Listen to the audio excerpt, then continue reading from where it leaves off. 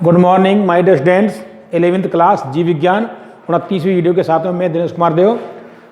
पिछले जो टॉपिक में हमने आपको पढ़ाया था वीडियो में, उसमें कोशिका पाठ चालू किया था नया, कोशिका चक्र एवं कोशिका विभाजन। तो बेटा कोशिका चक्र के बारे में हमने आपको बताया था कि कोशिका चक्र क्या है, कि कोशिका किस प्रकार विभाजित होती है। तो कोशिका चक्र किसी कोशिका के निर्माण से लेकर उसके विभाजित होने तक की प्रक्रिया को, किसी कोशिका के निर्माण से लेकर उसके विभाजित होने तक की प्रक्रिया को क्या बोलते हैं, कोशिका चक्र कहते हैं। तो देखिएगा अब आता है आपके कोशिका चक्र। टॉपिक है आपका कोशिका चक्र, सेल साइकिल, सेल साइकिल। तो इसमें क्या होता है आपके, परिभाषा देखो इसकी, परिभाषा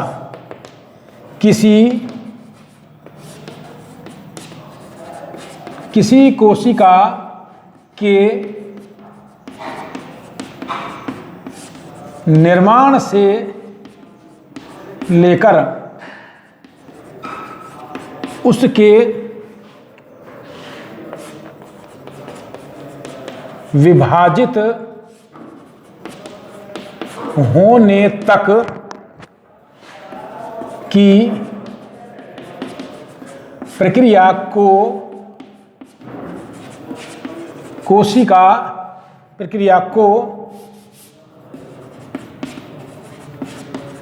कोशिका चक्र कहते हैं। क्या कहते हैं बेटा, किसी कोशिका के निर्माण से लेकर उसके विभाजित होने तक की प्रक्रिया को कोशिका चक्र कहते हैं। तो ध्यान देना, इस प्रक्रिया में या इस व्यवस्था में कोशिका क्या होती है, कोशिका चक्र के दौरान कोशिका वृद्धि करती है और विभाजन के लिए तैयार होती है। और इस कोशिका चक्र को दो प्रावस्थाओं में बांटा गया है। पहले होती है अंतरावस्था और दूसरी होती है विभाजन प्रावस्था। तो इसको एक बार आप देख लें कि ध्यान देना, कोशिका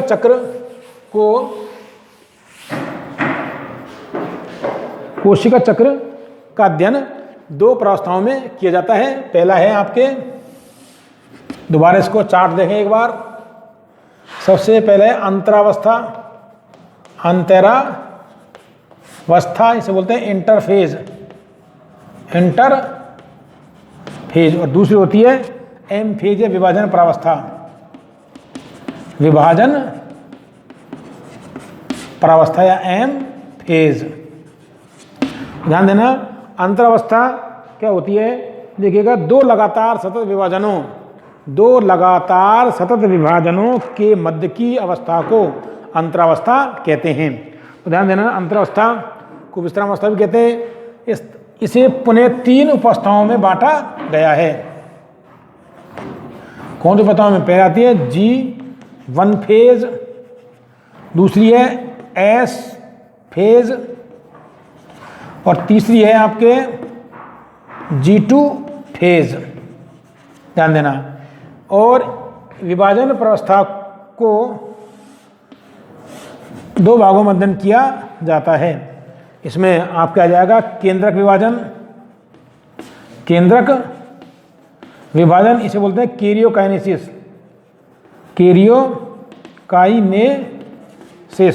और दूसरा है कोशिका द्रव्य विभाजन,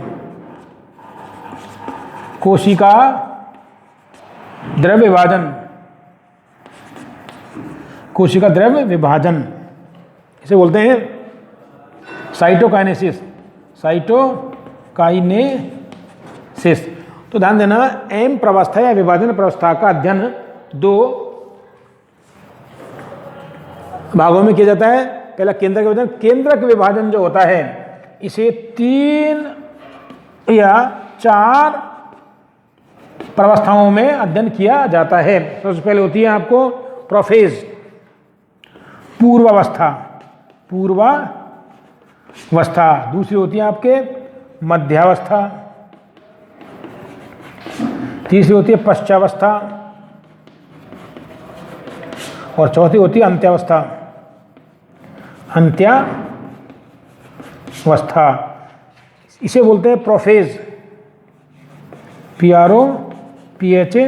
इसे बोलते हैं मेटाफेज, इंग्लिश में METAPHASE मेटाफेज। इसे बोलते हैं एनाफेज, ANAPHASE।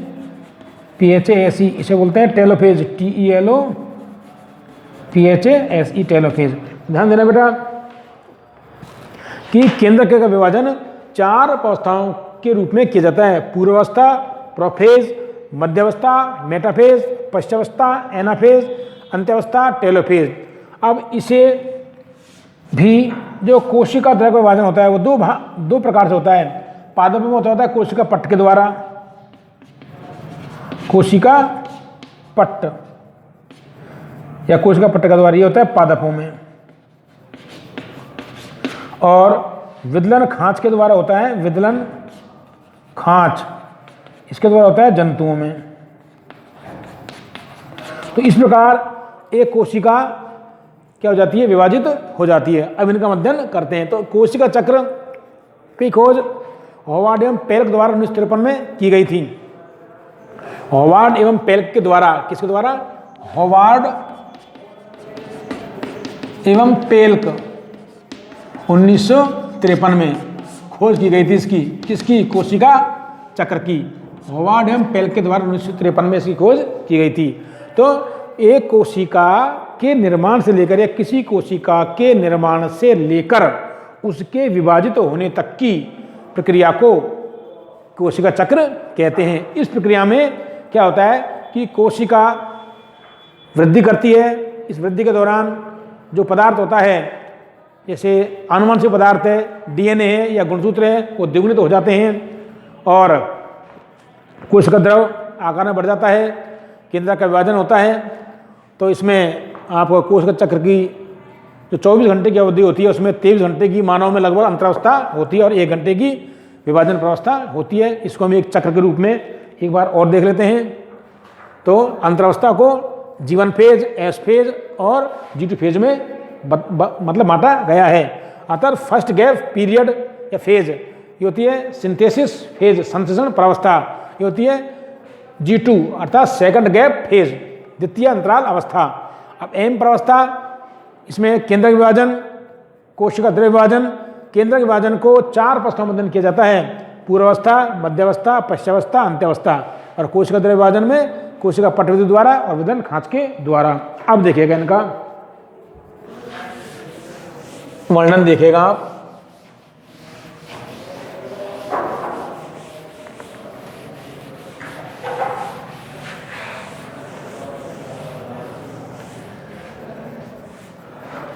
यदि एक चक्र के रूप में देखें इनको तो आपको ये इस प्रकार दिखाई देगा। चक्र में देखें इनको, ध्यान देना, एक चक्र के रूप में, नाम से कोशिका चक्र। मान लीजिए कोशिका है, इसमें आपको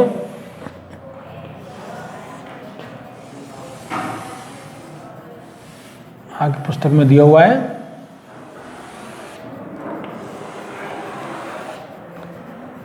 मान लीजिएगा ये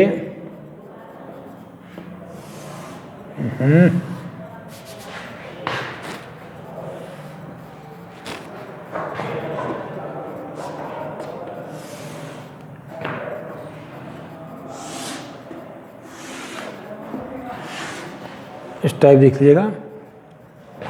तो ये पूरी ये हो जाएगा इंटरफेस, INTERPHASE इंटरफेस। ये पूरी TERPHASE इंटरफेज, इंटरफेज ध्यान देना। और ये आ जाएगी विभाजन प्रावस्था, एम फेज। इसको पुनः 2 भागों में बांटा गया है, ध्यान देना। यहाँ से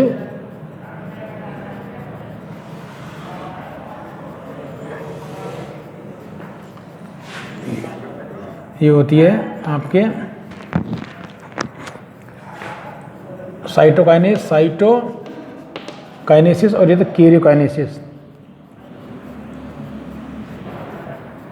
KARYOKINESIS कैरियोकाइनेसिस। ये 5 भागों में बांटी, 4 भागों में बांटा गया है। इसमें आपके ये प्रोफेज, मेटाफेज, एनाफेज और टेलोफेज, और ये आपके साइटोकाइनेसिस हो गया। तो इस प्रकार ये होती है आपके G1 फेज, ये होती है S फेज और ये होती है G2 फेज। इस प्रकार एक चक्र रूप में इनको दर्शाया गया है। तो सबसे अधिक कौन सी होती है? इंटरफेज। उसके बाद में एम फेज। एम फेज 2 भागों में बटी होती है, कैरियोकाइनेसिस और साइटोकाइनेसिस। ध्यान देना, karyokinesis prophase, metaphase, anaphase, telophase के रूप में बांटा गया है। इनका हम वर्णन कर लेते हैं। एक बार देखें ध्यान से, इनको एक चक्र रूप में दर्शा दिया।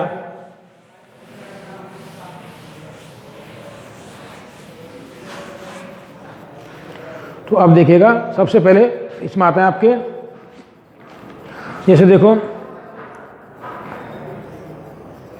मान लीजिएगा एक कोशिका है, एक कोशिका, कोश के वजन में इसमें आपके ये एन, इसका जो गुणित है एन है, ये होता है केंद्रक। इसमें आगे देखो आप, इसमें आ जाएगा आपके, मान लीजिएगा ये जनक कोशिका है, जनक कोशिका। ये जो कोशिका होती है आगे जाकर के इंटरफेज अवस्था में, इंटरफेज, INTERPHASE, इंटरफेज। ध्यान देना, इंटरफेज में क्या हो जाए? दुगुणित हो जाएगा इसका क्या? केंद्रक। क्या हो जाएगा ये? 2n।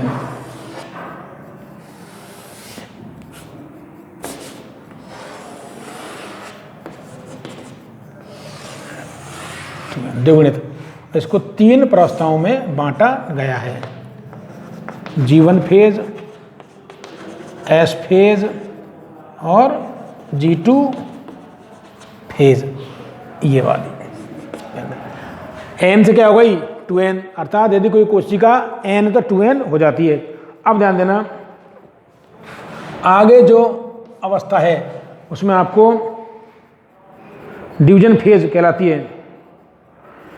जो डिवीजन फेज या एम फेज होती है, उसमें देखिएगा, जैसे मान लीजिए ये कोशिका है तो केंद्र 2 भागों में बढ़ जाएगा, ये n और ये n। इसमें देखो ध्यान से, इसमें आ जाएगा आपको, यह होता है कैरियोकाइनेसिस। ये होती है विभाजन प्रावस्था,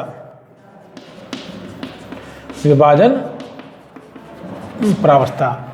इसमें कैरियोकाइनेसिस आपको KARYOKINESIS, कैरियोकाइनेसिस 4 भागों में होता है, प्रोफेज, मेटाफेज, एनाफेज और टेलोफेज। इसके बाद में आपको इस अवस्था में यहाँ पर होता है ये कैरियोकाइनेसिस। यहाँ आ जाएगा आपके साइटोकाइनेसिस, साइटोकाइनेसिस। ये 2 विधियों द्वारा होता है। तो ये कोशिका आगे जाकर कैसे हो जाएगी? ध्यान देना,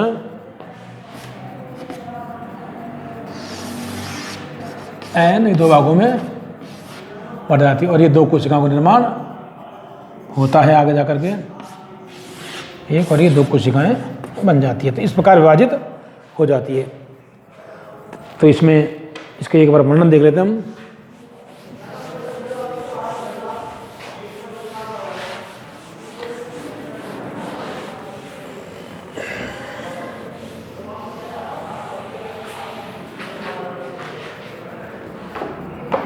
ये हम आपको बता चुके हैं बेटा, पहले से थोड़ा फास्टली पढ़ा रहे हैं हल्का सा।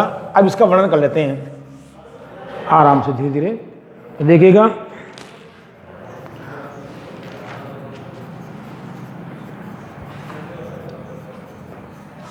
कोशिका चक्र को, यह आता है आपके कोशिका चक्र को मुख्यतया 2 अवस्थाओं में बांटा गया है। कितने अवस्थाओं में बांटा गया? 2 अवस्थाओं में बांटा गया है, जिन्हें पहली है अंतरावस्था और दूसरी है विभाजन परावस्था। विभाजन परावस्था या एम फेज, PHASE, और ये होती है इंटरफेज, INTER इंटरफेज। ध्यान देना क्या होती है कि कोशिका चक्र को मुख्यतः 2 अवस्थाओं में बांटा गया है। पहली है अंतरावस्था इंटरफेज और दूसरी है विभाजन परावस्था एम फेज। इसमें देखिए अब एक एक का वर्णन करते हैं आराम से। यहां तक हमने पिछले टॉपिकों में आपको बता दिया, अब आराम से करेंगे। सबसे पहले जाती हैं आपके अंतरावस्था, इसे बोलते हैं इंटरफेज, INTERPHASE।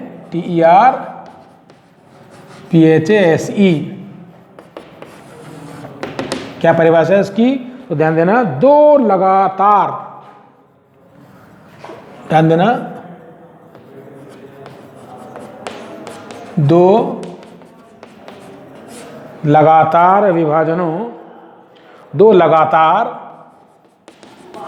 या सतत विभाजनों के बीच की अवस्था को, विभाजनों के बीच की अवस्था को अंतरावस्था कहते हैं। अंतरावस्था कहते हैं, मतलब इंटरफेज कहते हैं। ये कौन सी अवस्था होती है? 2 लगातार या सतत विभाजनों के बीच की अवस्था होती है या मध्य की अवस्था होती है। क्या कहलाती है? इंटरफेज कहलाती है। अब देखिएगा आगे, ध्यान देना, अगला पॉइंट है आपके, यह कोशिका विभाजन की, या यह अंतरावस्था को विश्राम अवस्था भी कहते हैं, लेकिन ये विश्राम अवस्था नहीं होती है, सक्रिय अवस्था होती है। ध्यान देना, यह कोशिका विभाजन की, यह कोशिका विभाजन की सबसे महत्वपूर्ण, यह कोशिका विभाजन की प्रथम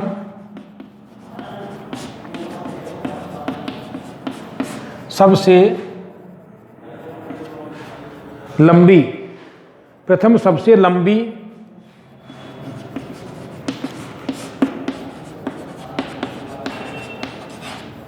महत्वपूर्ण, प्रथम सबसे लंबी महत्वपूर्ण एवं उपापचय रूप से, एवं उपापचयी रूप से सर्वाधिक सक्रिय अवस्था होती है। सर्वाधिक सक्रिय अवस्था होती है। ध्यान देना, यह कोशिका विभाजन की सबसे लंबी, सबसे महत्वपूर्ण एवं उपापचय रूप से सर्वाधिक सक्रिय अवस्था होती है, जिसमें कोशिका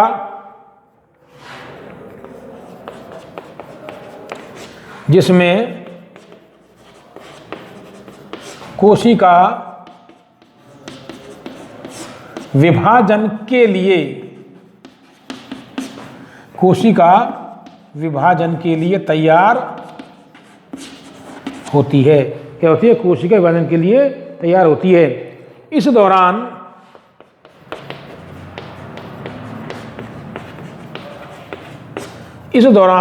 जब विभाजन के दौरान होगी तो क्या होता है? इस दौरान क्रमबद्ध रूप से कोशिका वृद्धि, इस दौरान क्रमबद्ध रूप से कोशिका वृद्धि एवं डीएनए, कोशिका वृद्धि एवं डीएनए या गुणसूत्र क्या हो जाते हैं, द्विगुणित, गुणसूत्र द्विगुणित हो जाते हैं। डीएनए या गुणसूत्र द्विगुणित, डिप्लॉइड द्विगुणित हो जाते हैं। तो ध्यान देना क्या होता है कि अंतरावस्था क्या होती है, दो लगातार सतत विभाजनों के बीच की अवस्था या मध्य की अवस्था क्या कहलाती है, अंतरावस्था कहलाती है। ये इसकी परिभाषा हो गई। अब आप ध्यान देना, यह कोशिका विभाजन की सबसे लंबी, महत्वपूर्ण एवं उपापचय रूप से सर्वाधिक सक्रिय अवस्था होती है। किताबों में लिखा हुआ है इसे विश्रामावस्था भी कहते हैं, लेकिन विश्रामावस्था नहीं होती, ये सर्वाधिक सक्रिय अवस्था होती है, जिसमें कोशिका किसके लिए तैयार करती है, प्लानिंग करती है, किसके लिए, विभाजन के लिए। इसमें कोशिका विभाजन के लिए तैयार होती है। इस दौरान क्या होता है, इसके अंदर क्रमबद्ध रूप से कोशिका वृद्धि करती है और जो इसका डीएनए होता है या गुणसूत्र होता है वो द्विगुणित हो जाता है। कैसे, यदि कोई कोशिका n है तो वह 2n और 2n है तो 4n हो जाती है। तो जैसे देखो,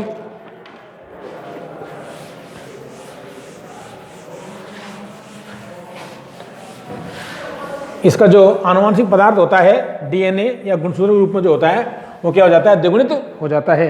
यदि कोई कोशिका, जैसे एग्जांपल देखो, एग्जांपल के लिए यदि कोई कोशिका अगुणित n होती है तो वह द्विगुणित 2n डिप्लॉइड हो जाती है। यदि कोई कोशिका अगुणित है तो वह द्विगुणित हो जाएगी, और यदि कोई कोशिका 2n है तो वह 4n हो जाएगी। और यदि कोई कोशिका 2n है तो वह 4n हो जाएगी, 4n हो जाएगी। कैसे, जैसे देखो n है तो क्या हो जाएगी 2n, 2n है तो क्या हो जाएगी 4n हो जाएगी। अब देखिएगा अगला पॉइंट जो है, अंतरावस्था के बिना किसी भी प्रकार का विभाजन संभव नहीं होता है। तो देखिएगा इंपॉर्टेंट पॉइंट है नोट में,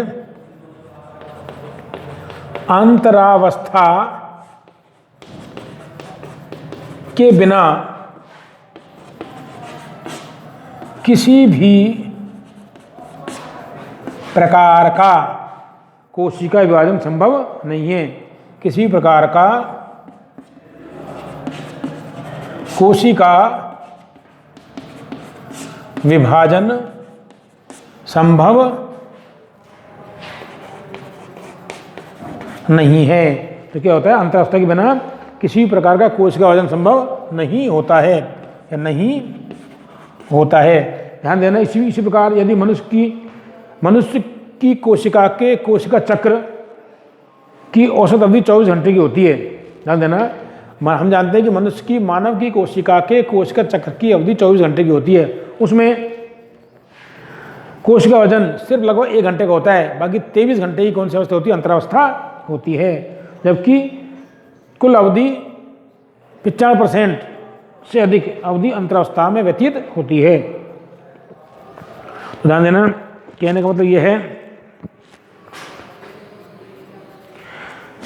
तो अंतरावस्था के बिना किसी प्रकार का कोशिका वजन संभव नहीं है। ध्यान देना, तो मानव की जो एक कोशिका होती है उसके कोशिका चक्र की अवधि 24 घंटे की होती है, और उसमें ध्यान दीजिएगा 1 घंटा की जो कोशिका विभाजन की अवधि होती है, विभाजन अवस्था की, उसमें से 23 घंटा जो होती है वो अंतरावस्था होती है। तो इसी आधार पर ध्यान देना, अंतरावस्था निम्नलिखित 3 अवस्थाओं में संपन्न होती है। तो आगे देखिए, अंतरावस्था तो सबसे लंबी अवधि होती है अंतरावस्था। तो अंतरावस्था को निम्नलिखित 3 अवस्थाओं में संपन्न होती है, G1 फेज, S फेज और कौन सी, G2 फेज। इसके बारे में हम आपको 30वें वीडियो में, अगले वीडियो में बताएंगे। धन्यवाद।